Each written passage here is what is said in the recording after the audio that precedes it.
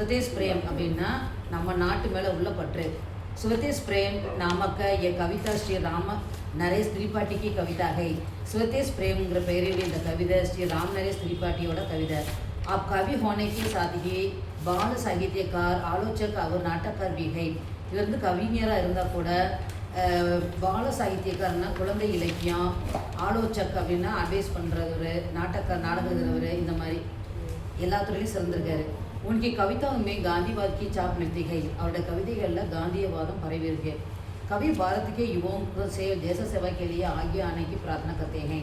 கவி பாரத இளைஞர்கள்ட்ட தேச சேவா செய்யறதுக்கு முன்னாடி வாங்க அப்படின்னு கூப்பிட்றாரு.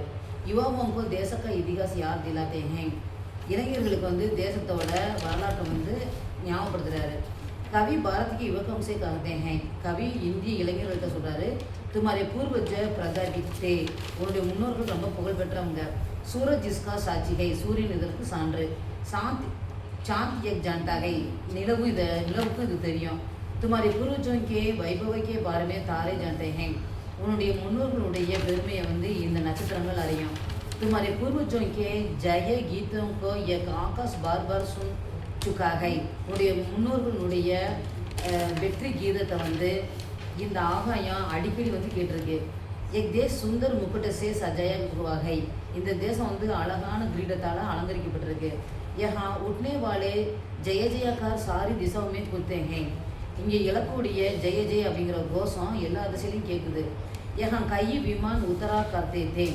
तुम्हारे पूर्वजों के जहाजों को समुद्र अन्य देशों तक ले जाता है. यहाँ कई विमान उतरा करते थे. இங்கே நிறைய விமானங்கள் மேலேருந்து கீழே இறங்குது. அதே மாதிரி உன்னுடைய முன்னோர்களுடைய கப்பல் வந்து இந்த கடலை கடந்து அடுத்த தேசத்துக்கு போகுது. ஏன் நதியாங் துமாரி பூர்வஜன்கே எசக்கே சாட்சி ஹை. இந்த நதிகள் வந்து உன்னுடைய முன்னோர்களுடைய புகழுக்கு சான்று. எதி தும் என் நதியோங்கே கிணாரம் பர் டூண்டேங்கே தோ. இந்த நதிக்கரையில் நீ தேடினேன்னா அப்படி பூர்வஜன்கே பத சின்க பாசத்தே ஹோ.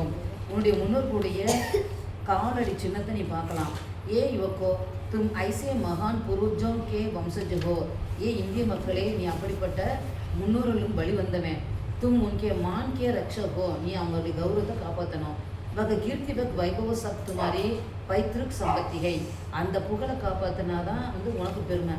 கியா தும் ये संपत्ति को त्यागोगे. இந்த செல்வத்தெல்லாம் நீ இழப்பியா? भूमध्य रेखा में पड़ने वाले देशों में गर्मी ज़्यादा पड़ती है. भूमध्य रेखा பக்கத்தில் இருக்கிற நாட்டுனா ரொம்ப வெயில் இருக்கும். वहाँ के लोग हाँफते हाँफते जीवन यापन करते हैं. அவங்களாம் எருமிக்கிட்டே இருப்பாங்க. वे अपने मातृभूमि को चाहते हैं. ध्रुव प्रदेश में बर्फ जमा रहती है. அவங்க தன்னுடைய மாतृभूमिகிட்ட கேட்குறாங்க, துருவ பிரதேசமே பர்ஃப் ஜமா रहती है. वहाँ अंधेरा छाया रहता है. துருவ பிரதேசங்களில் வந்து பனி கொட்டும், இருட்டாக இருக்கும். वहाँ के लोग कामते कामते जीवन करते हैं. அங்கே இருக்கவங்க இருமிகிட்டே இருப்பாங்க. वे भी अपने जन्मभूमि से प्यार करते हैं. वे अपनी मातृभूमि के लिए जान भी देते हैं. அவங்க வந்து அங்கே குளிரில் இருமலும் உடலில் பிரச்சனை இருக்கும். ஆனால் கூட அவங்க அவங்களுடைய நாட்டை வந்து நேசிப்பாங்க. तुम्हारे देश में प्राकृतिक आपत्ता एक नहीं है. உன்னுடைய தேசத்துக்கு இயற்கையாக எந்த ஒரு தடைகளோ ஆபத்தோ கிடையாது. तुम्हारी भूमि स्वर्ग के बराबर है. உன்னுடைய பூமி வந்து சொர்க்கத்துக்கு சமமாக இருக்கு. यहाँ सुख और वैभव का वास है. இங்கே சுகமும் புகழும் நிரம்பி இருக்கு. பாக்கிய के कारण तुम्हारा जन्म यहाँ हुआ है. நீ வந்து ஒரு அதிர்ஷ்டத்தினால தான் இருந்து பிறந்திருக்க. यहाँ का अन्य खाकर और यहाँ का जल पीकर तुम बड़े हो गए. நீ இங்கே இருக்கிற சாப்பாடு சாப்பிட்டு இங்கே இருக்க தண்ணியை குடிச்சு நீ வளர்ந்துட்ட. तुम कैसे अपने देशों को दच सकोगे. நீ எப்படி இந்த நாட்டை வந்து இழிவுபடுத்துவ. जब तक तुम जीवित रहते हो तब तक तुम को इस देश के गौरव को ऊंचा रखना चाहता है. நீ எப்போ वரைக்கும் இந்த உலகத்தில் இருக்கியோ அப்போ வரைக்கும் இந்த தேசோட கௌரவத்தை அதிகப்படுத்துவ. जब तक एक बूंद खून शरीर में बाकी रहता है तब तक तुम तीन वचन मत बोलो. எப்போ வரைக்கும் உடம்புல கடைசி சொட்டு ரத்தம் இருக்கோ அது வரைக்கும் வந்து நீ வந்து இந்த நாட்டை பற்றி இழிவுபடுத்தாமல் இருக்கணும். तुम्हें मृत्यु का भय भी होना नहीं चाहिए. நீ வந்து செத்து போயிடுவோன்னு பயப்படவும் வேணாம். कवि भारत के युवाओं से कहते हैं कि तुम निडर होकर मृत्यु का सामना करो. கவிஞர் பாரத இளைஞர்கிட்ட சொல்கிறாரு, நீ வந்து பயம் இல்லாமல் மரணத்தை எதிர்கொள்ளணும். மிருத்தி ஜீவனுக்கு ஆறாம் கொள்கை. இறப்பு தான் வந்து நம்முடைய வாழ்க்கையில் ஒரு அமைதியான இடம். वहाँ सबको आराम मिलता है. அங்கே எல்லா வித அமைதியும் கிடைக்கும். जीव वहाँ दौड़ी तर आराम करके नया जीवन पाकर लौटता है. ஆனால் உயிர் என்ன செய்யணும்னா கொஞ்ச நேரம் ரெஸ்ட் எடுத்துட்டு திருப்பி வேறு உடலுக்குள்ளே போய் திருப்பி புதுசாக வந்துடும். மிருத்தி ஏக நதிகை, இறப்பு வந்து ஒரு நதி. ஜீவ ஸ்ரம்ம கருணைக்கே பார்த்து உஸ் நதிமே நகாத்தாகை, உயிர் வந்து அந்த நதியில், அதாவது மரணங்கிறது ஒரு நதி. இந்த உயிர் வந்து இறந்து போன பிறகு அந்த உயிர் அதிலே இருக்கும். அப்புறம் திருப்பி வந்து என்னது, புராணே சரீர்க்கோ வகான் சோட்டுக்கார், பழைய உடலை விட்டுட்டு நைய சரீர் பார்க்கற புது உடலை பெற்று ஜீவ வாகனசே லவுட்டாகை, திருப்பி இந்த உலகத்துக்கு வரும். ஜோ பிரேம ஆத்ம தியாசே திருத்தபத்தாகை பிரேம சச்சாகை, எந்த அன்பு வந்து தியாகமானதோ அதுதான் வந்து உண்மையான அன்பு.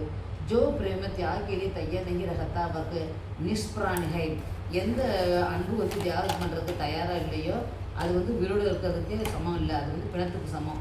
தும் தேச பிரேமைக்கு இல்லையே பிரணான் வி தியாகினிக்கோ தையர் ரகோ, நீ இந்த தேச பிரேமிக்கு இல்லையே தேசப்பற்றுக்காக நீ உன்னையே தியாகம் பண்ணுறதுக்கு தயாராக இருக்கணும். தேச பிரேமை எகு புண்ணிய சேத்திரகை, தேசப்பற்று அப்படிங்கிறது ஒரு புண்ணியமான இடம். சேத்திர சுத்த ஒரு அசீம் தியாசே சஜய ஜட்டாகை, அந்த இடம் வந்து சுத்தம் மற்றும் எல்லையில்லாத தியாகத்தினாலும் அலங்கரிக்கப்பட்டிருக்கு. தேச பிரேமிக்க காரணம் ஆத்மாக்கா விகாஸ் ஹோகா, தேசப்பட்டு இருந்தால் தான் நம்மளுடைய ஆன்மா வளர்ச்சி அடையும். உசே மனுஷதாபி விகசித் ஹோதிகை, அங்கே தான் மனித நேயமும் உண்டாகும்.